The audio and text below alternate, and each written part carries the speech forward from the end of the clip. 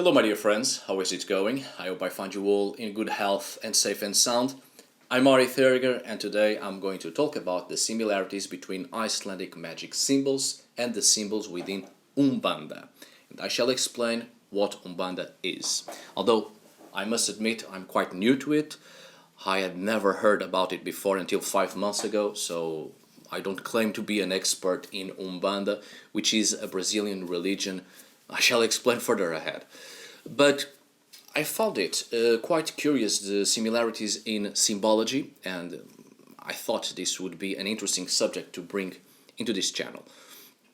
I personally find it absolutely fascinating, and I'm enjoying studying this religion, which is quite new to me.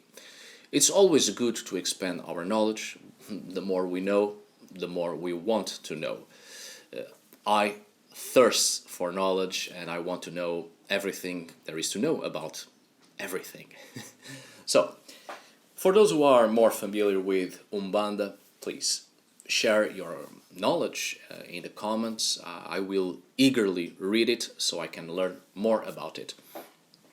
So, recently it was pointed out by some of my Brazilian patrons that there are curious similarities between Icelandic magic staves and some Umbanda symbols, especially in relation to the Vegvisir and Ægishjálmur.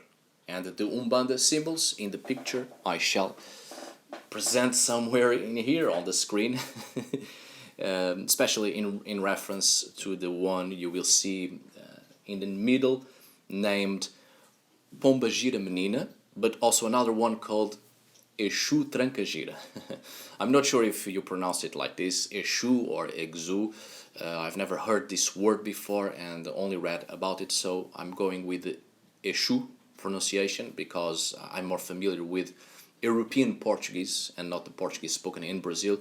So please let me know in the comments if it is Exu or Exu, and my apologies beforehand if I have chosen the wrong way to pronounce it. So, on this picture right here, right now, on your right, we have the Ægishjálmur and Vegvisir from top to bottom, and on the right, Pombagira Menina and Exu Trancagira. You can see the similarities here. But before we start all of this, perhaps we should learn a bit about Umbanda and what it is. So, let's see. Let us start with Umbanda and what it is. Umbanda was born from the fusion of the African religions and belief systems brought into Brazil by enslaved African peoples during the colonization process led by the Portuguese, and also through the Atlantic slave trade, fusing them with the religion practiced by European colonizers, Catholicism, and with the traditional and native religions practiced by the pre-colonization autochthonous people of Brazil. In other words, Umbanda is a creolized syncretic Brazilian folk religion combining elements of Macumba, Roman Catholicism, and the practices of indigenous peoples of South America. Precisely due to this syncretism of different faiths, many common elements appear, especially in relation to symbols used in the magical arts of this tradition. That is why we see similarities between Umbanda's pontos riscados, crossed points, and their possible connections or mutual influences with the Icelandic magic staves. But what exactly are these pontos riscados in Umbanda? In short, pontos riscados represent a light entity. The symbols help an entity of light to be recognized, and for this purpose a ponto riscado, a crossed point, is used as a form of identification of the entity of light that one wants to consult or interact with. Pontos riscados, crossed points, are used to differentiate a light entity from a spirit without light, the latter trying to deceive the person or medium itself who is trying to contact with the entity of light. In a way, pontos riscados are the identifications of entities that helps people who contact these entities to recognize them. Just the same way a passport or other ID documentation helps people identifying human persons. These crossed points are made up of crossed out lines and graphic symbols, and the entities of light themselves use these symbols to express their own identification, so people might know with whom they are dealing with. The pontos riscados are extensive registered codes on the spiritual plane, and each of them has its specific function. We will then take into account some Icelandic magic staves and their historical cultural base. In fact, Icelandic magic staves are often called Viking symbols, which leads to many misunderstandings and misperceptions concerning the history of Scandinavian religion and magic. But I don't really want to repeat myself, so I've made a video, which I urge you to watch, if you have the time, of course, in relation to Icelandic magic staves and the common misconceptions associated to them, especially their cultural background, which isn't Scandinavian at all. Please do watch that one if you haven't, and then come back to this video, because the information on that video will certainly help you a little bit as a sort of walkthrough concerning Icelandic magic staves. But suffice it to say that, first of all, we have to focus on the common misconceptions about these symbols and the usual confusion with the term Viking. The graphic symbols of the Icelandic magic staves, mainly the Vegvisir and Ægishjálmur, and many other similar ones, considered today as Viking symbols, were taken from Icelandic written works, Grimoires, during the 16th and 17th centuries, long after the Viking Age. Some of these symbols, very few indeed, are actually native to Scandinavia, known during the period of Germanic migration until the end of the 11th century, such as the swastika, as an example, also used by several other Eurasian peoples and not something exclusively Scandinavian. In medieval sources, the word Viking appears related to a temporary activity, usually nautical, and in some sources it has a certain cultural identity in relation to a seasonal activity usually performed by various Nordic peoples. But in our modern times it ended up being a synonym with Norse Germanic people in general, which is wrong. As I have said many times, not all Norse people were Vikings, but many Vikings were Norse. And pay attention to what I've just said. Many Vikings were Norse, but not all Vikings were Norse, right? In conclusion, and in this specific case that we are dealing with today regarding these symbols, the application of the term Viking to Icelandic symbols is a mistake. A very common misconception indeed. For the topic we are dealing with here today, the magic symbols of interest to us from Icelandic grimoires, great manuals of magical practices, are especially the Vegvisir, a magic symbol used so people may find their way during storms and never lose their way during cloudy periods, and the Ægishjálmur, used for protection in general, but mainly against witchcraft. Only the latter was previously recorded or inscribed in literature during the medieval period, but there are no preserved images of it before the 16th century. Several researchers question whether it really was used by warriors on their helmets during the Viking Age, as it is often portrayed nowadays. The Viking Age understood to be, or better still, a stipulated period more or less between 750 to the 1100s of the Common Era. In this sense, there is no way to prove or even endorse the use of the expression Viking symbols to designate these two graphic symbols of the Icelandic grimoires or other magical staves. The most correct term is to call them by what they really are: Icelandic magic staves. And perhaps this is a good opportunity to refer to that it's also incorrect to call them Scandinavian magic staves or magic symbols. Scandinavia is a geographical area and Iceland doesn't belong to Scandinavia, geographically speaking, although Iceland is a Nordic country. So it's also important to make a reference to that common error and the difference between Nordic and Scandinavian. Nordic in a broader sense, and Scandinavian as specifically referring to a geographical area in the north. So, in relation to the Vegvisir and the Ægishjálmur, a few more notes. Vegvisir appears in the Huld manuscript created by Geir Vigfusson in 1860. It is one of the many Icelandic magical symbols dated from the late 18th to the early 20th centuries, featuring collections of runic alphabets and or magic symbols and sigils that were used in earlier modern periods. Ægishjálmur was first mentioned in Fáfnismál, 16, 17 and 18, Codex Regius of Poetic Edda. In this Eddaic poem, the symbol or one similar to it would bring victory to its owner, according to the dragon Fafnir. And in the same poem, it alludes to belong to the treasure of Sigurður, from which it is deduced that it would be engraved on a helmet. At the same time, this description of a magical object in Fafnir's head is related to a European tradition that dates back to the Greeks and that survived until the end of the Middle Ages, of a stone that dragons had on their heads, snake stone or dragontite, also commonly known as draconite, used for curative purposes, healing purposes. In some Icelandic sagas, such as Sverris Saga 38, the symbol is also cited as giving protection in battles.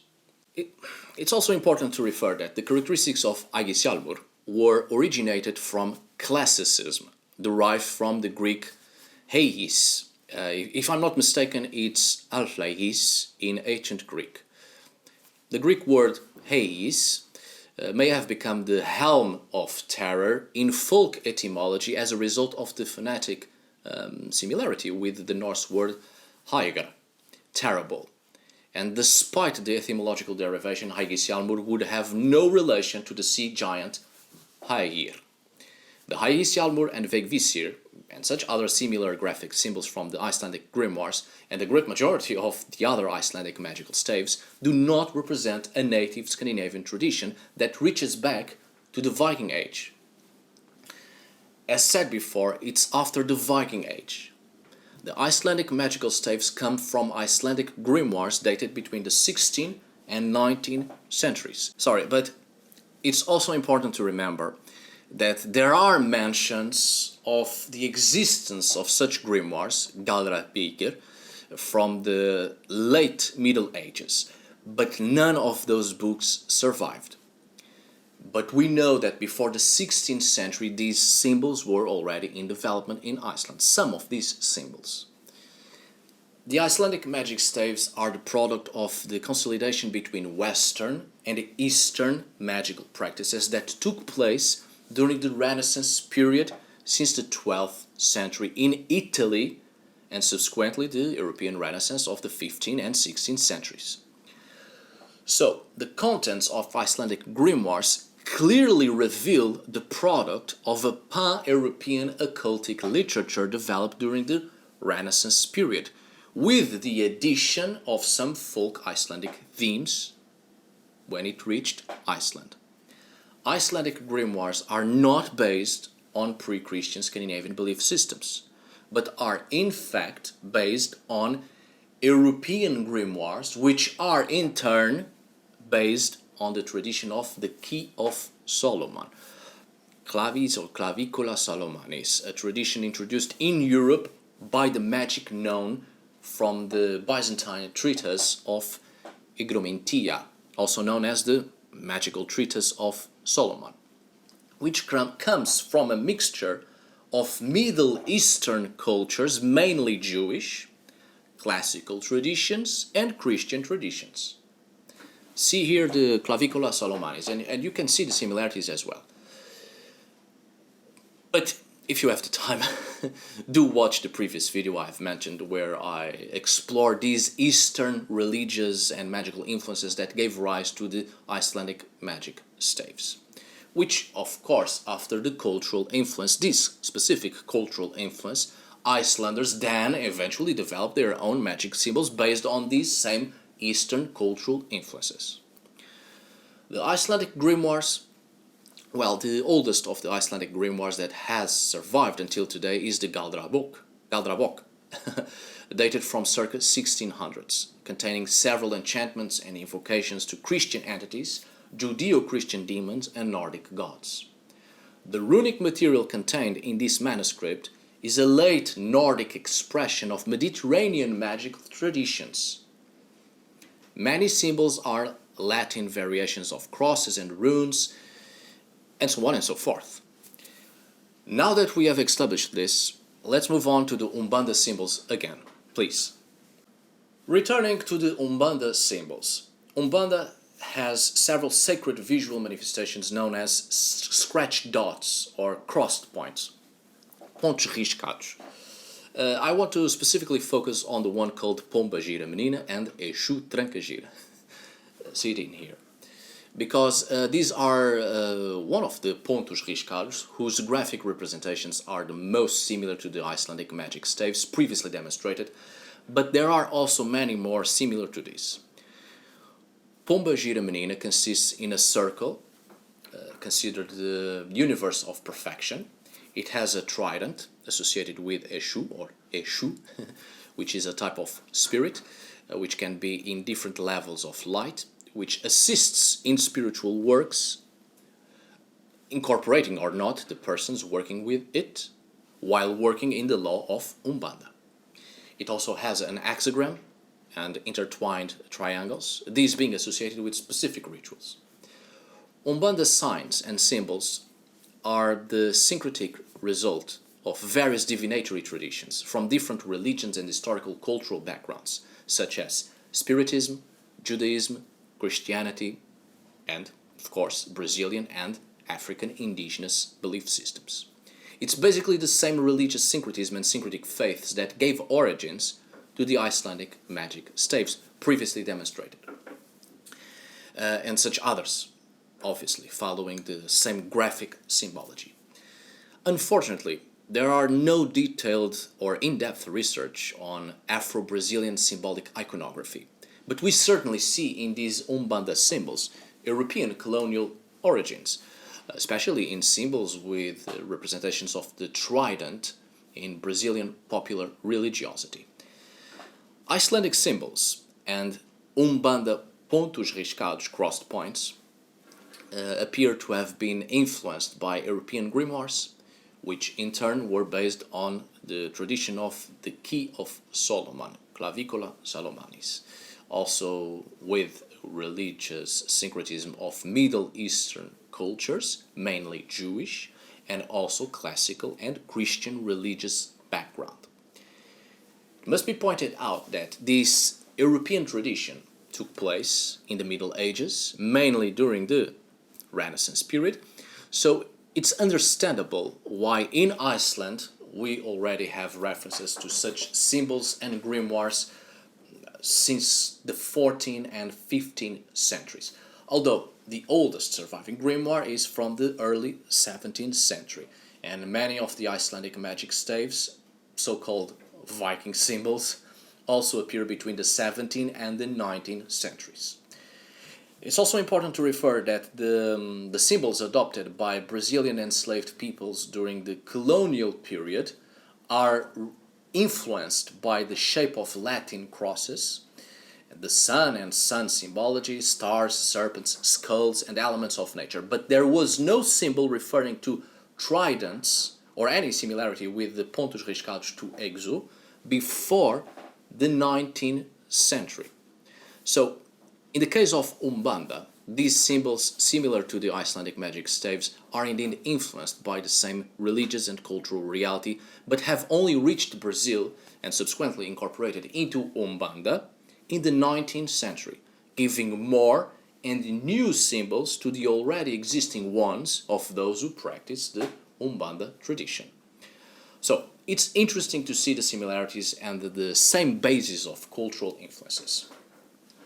Before I forget, concerning the Ægishjálmur, as I've pointed out on the video, Viking religious symbols, you can also watch that one if you have the time. There has been some attempts to translate Ægishjálmur as the helm of dread or terror, or the helm of Ægir, the sea giant, due to its shape in the Grimoires, which consists in a circle formed of 8 arms in the form of tridents, resembling the wheel rudder of vessels. The problem is that this type of nautical instrument was not known in Scandinavia until the 13th century. The Vikings specifically used a transverse paddle as a rudder. As Ægir was a sea-related deity, or giant, perhaps Nordic scholars of the late medieval period merged Neptune's trident with this folklore and mythology, explaining its morphology, or even with the devil's trident used in the Christian imagination. There are no images of this symbol prior to the 15th or 16th centuries, and we cannot prove that it existed among Vikings, or indeed among Scandinavians of the late Iron Age and throughout the Middle Ages. The known morphology of the Ægishjálmur symbol possibly originated from a late medieval confluence between classical and Christian traditions, the trident, having no direct relationship with ancient runic traditions, unlike some modern authors concerned with the occult like to claim.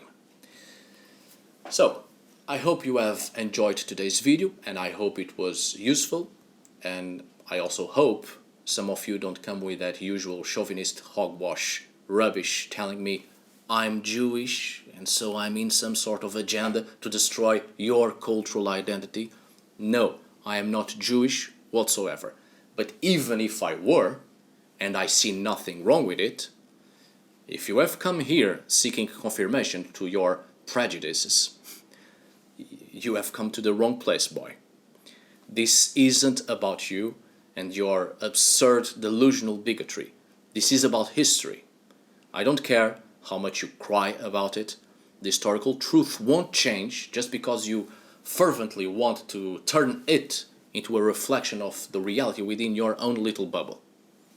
Please, do yourself a favor, and a favor to us all, grow the fuck up. Thank you. My apologies, I'm sorry, but I'm really tired of people who create lies and try to turn people into this or that ethnic background because they believe that a specific ethnic group can't possibly talk about specific subjects or they are in some sort of agenda. These are people who believe that if someone is from a specific ethnic group, then all their work is fake and unreliable. It sickens me when some people call me Jewish because I know what their intentions are, to delegitimize everything based on their prejudices because they believe specific ethnic groups can't possibly have knowledge about cultures outside their own culture. No, I am not Jewish, but I wish I were, just to piss off those racist twats. So, thank you so much for watching, see you on the next video, and as always, tack för idag. Thanks for today. Obrigado por hoje.